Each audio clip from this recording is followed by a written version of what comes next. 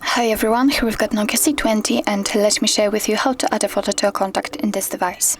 So first of all, let's open the contact list and find the contact we would like to edit and tap on it.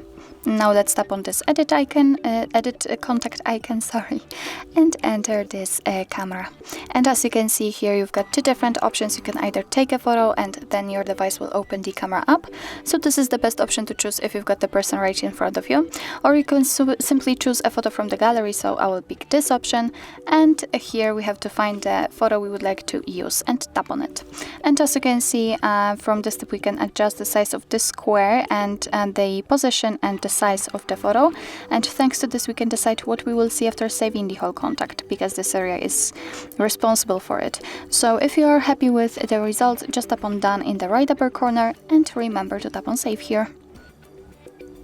And the photo should appear right here, and as you can see, it appears.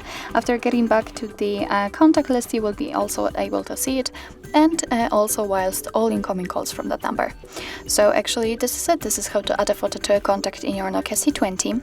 Thank you so much for watching. I hope that this video was helpful, and if it was, please hit the subscribe button and leave the thumbs up.